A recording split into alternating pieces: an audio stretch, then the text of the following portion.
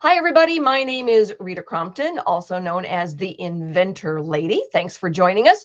And today we have Lexa Gandolfo on with us. She is the inventor of the Cargo Caddie. And Lexa, thank you so much for doing the radio call on Monday. We are grateful. I think it was a couple of weeks ago when you did it, Yep. so it should actually be airing already. And so we want to take the chance now for Lexa to tell us about the invention, and you can actually see it. So Lexa, it's all yours. Thanks so much for giving me this opportunity, Rita. I really appreciate it. And I had a great time doing the radio show as well, so I appreciate it. So Cargo Caddie is simply, it's a trunk shelf organizer for SUVs and CUVs. You can see it behind me. It's kind of like an airline tray. It opens up when you need it and stows when you don't. And it really solves the problem of these big sort of square trunks that SUVs and CUVs have, which are great for hauling around big items, but when you have everyday items or camping or tailgating or kind of outdoor recreation items, it's not so good because everything gets piled on top of each other. So what Cargo Caddie does is it gives you an extra or new level of storage space up above the trunk floor for the smaller items, water bottles, sleeping bags, small coolers, fishing rods, sports equipment, backpacks.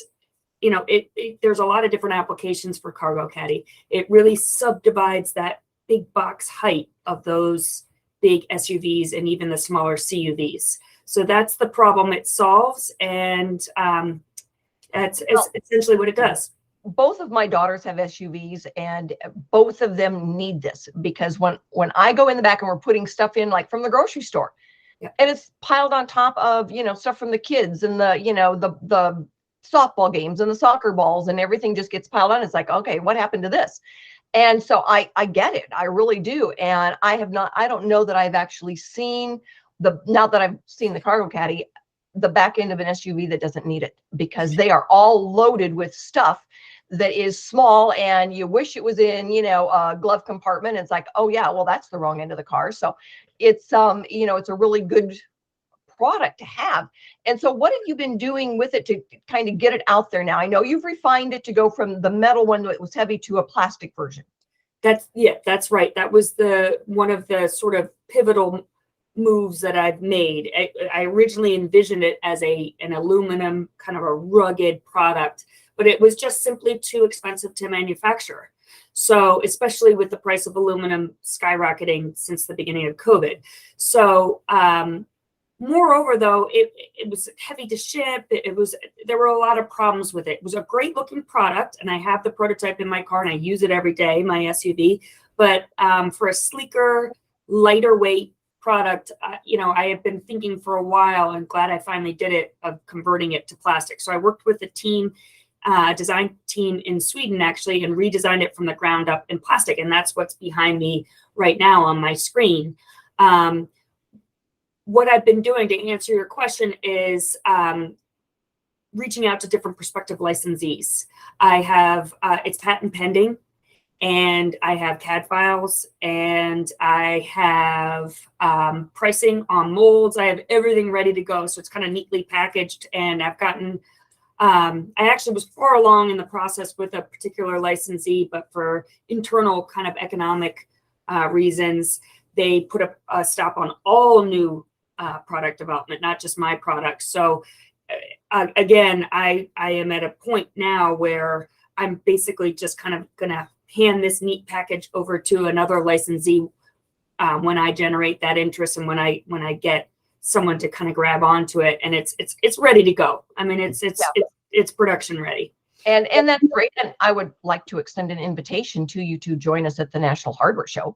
Yes, this year. That'd be wonderful. Because, stepping away from the SUV industry, not as where you would use it, but now to a bigger audience as far as licensing goes, somebody that wants to be in that industry, because we get a lot of, the things that are there from like Pep Boys and stuff. So they're looking for those kinds of things that they would be able then to compete in the marketplace for automobile accessories. So we've had automobile accessories there before. So, think about 100%. And I've actually gotten in the last week or so, a significant amount of interest from local auto dealerships who are looking at this product as an add-on. So I've been taking pre-sales orders over the last week for this as sort of like, instead of, a floor mat or, special paint, this is another promo or add-on item for a dealer.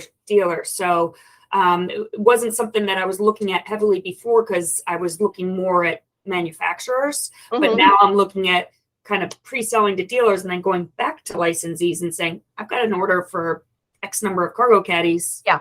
And that's one of the things that we look at. I know that we've had a lot of interest on some of our products from a group that manufacture, I believe, in Michigan, but their big distribution is Canada. Okay. And so, they're looking at working with us on some of our other products. So. Oh, excellent. Okay. Give me a call. Let's get you at the show. Okay. Yeah, I'd love to go. I started this product, sort of really digging into this product. I had the idea back when my two older kids were toddlers. They're now 13 and 14. But I really dug into this product and right before COVID, so I haven't gotten a chance to go into any of these. Yeah. Well, and I remember, we talked about it in 2019 when I met you in DC. And, then it was like, okay, well, nobody put stinking pandemic in their 2020 business plan. And so, now we're all kind of getting, back on track. And I know that this show is, builders drive SUVs all the time. And the builder show is one of the big ones that's going to be there. And that, at the National Hardware Show, but, there's going to be a lot of those home products that are going to be there that, it's mothers that want to have the back of their SUV organized. So this is going to be a big show getting back after COVID. So anyway, think about it. Join us. All right. Yes. But now you are really involved in the United Inventors Association. So, I know that things have changed kind of over the last couple of years. So tell us what you see, the improvements that they've made to the organization and why it's so important for independent inventors to, check it out. Yeah, well, I think the biggest thing is that the United Inventors Association, much like Invent New England, where I'm the executive director, and your group, the Roundtable, they're safe places for independent inventors at any stage of experience, especially the new independent inventors, to get good advice that is meant to really help the inventor and not take advantage of the inventor. And there's so much of that out there right now. And I easily could have fallen prey to it back in 2019 when I started, but I did so much research, and I met you and George Peters, who's the president of Invent New England, at the USPTO conference right before the shutdowns. And I got on that track of the UIA, independent inventor organizations, and I stayed away from the other stuff that probably would have cost me tons of money up front, and who knows what kind of returns I would have gotten. So I think that's the importance, the real importance of the UIA is the really good advice from experienced people who have been there, done that, brought products to market. I can think of 10 people off the top of my head who they're so helpful. They've been so helpful to me, and I know are continuing to be helpful to other independent inventors, and they'll just take your call and help you. So that's the key thing I see about the UIA that differentiates it from the other players in the space.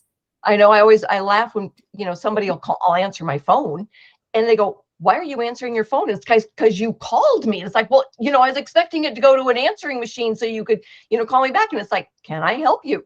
And I'd sent an email to a gentleman one night and I was responding and I said, well, give me a call. And it was 10 o'clock at night. And he called me and I said, you're calling at 10 o'clock. And he goes, you said to call you. I figured I'd do it right now.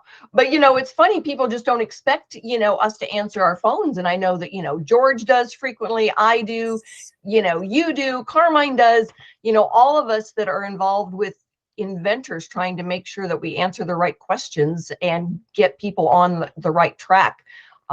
We do try. It's not, so, I mean, and when I speak to inventors, they help me too. It's not a one-way street. I have set myself on a path to learning as much as I can, as fast as I can, and I want to just gobble it all up. So being part of Invent New England, where I'm the executive director along with George Peters, and being part of the UIA has helped me immensely. I've donated a ton of my time, but I see it as such a mutual kind of relationship where I've benefited just as much, if not more. Oh yeah, and when people go to the meetings, inventors, I frequently say, your best resource is the inventor sitting next to you. Yeah. That, done that, you made a mistake, you can learn from them instead of making the same mistake, because frequently the mistakes in the inventing world cost money. Oh yeah. And sometimes you can't fix it. Sometimes you can, but sometimes it's just, we'd seen one gentleman, he finally started coming to the meetings. He had filed his own patent. It was way too narrow. So he wanted to do another one. They used his original one against him. That's a whole nother conversation. Yeah. And it could not be made the way he filed it, but there was enough in it that they used it then against him. Oh man. I mean, it blows my mind that the most innovative, resourceful, and risk-taking country probably on earth in terms of entrepreneurship has this system in place that is built to be against the independent inventor. It's disappointing. I'm hoping that it, with all the work that all of us are doing, and I know that the USPTO has people who are very, very invested in helping the independent inventor. I just hope that changes. I'll move away from the PTAB and more towards support people who have new ideas. The predator groups that are out there. It's like, I tell inventors, they'll say, well, what about this? And it's like, it doesn't matter how expensive the suit is, the shark will still eat you. Yeah, and so, be careful. If it sounds too good to be true, it's probably not true. Yeah. And so, pay attention and ask the questions frequently. They'll say, well, I knew that I shouldn't have been doing it. Then why did you do it? So anyway, we are out there to give the right steps, the right advice, and you learn from each step in the process, and you make business decisions and based on what you've learned. There's not it's not have idea, get patent to make money. There's a lot more to it. I also think that's it. That's just that, some people who they make it sound like it's this really quick, simple, easy thing, and you just pay a bunch of money and you follow a step-by-step thing, and then you're good to go. Look, I don't have any experience with it. Maybe for some people it has worked, but for me, my own experience dictates that this is hard. I used to own a software development company, a website design company, and yeah, it was difficult. I had to develop all my own clients and start from the ground up, but I was selling a service, and to a certain extent I was selling myself, and it happened fast. I just built it up. This is a whole nother ball game. When you have a product, you got to work hard to get that one chance at being lucky. It's like, you got to have some luck, but you got to work super hard to get that luck. Yeah. And there's really no other way around it. I don't think there's any quick and easy program you can enter and, get a multi-million-dollar product to the shelves. I haven't seen it. If somebody knows about it, please let me know, because, but it's a lot of work. It is just tons and tons and tons and tons of work. It is, and you need to be careful with the decisions you make, and that's what we're here for. So thank you so much for joining us. I do appreciate it very, very much, and I will see you again soon. All right, Rita, take care. Bye-bye.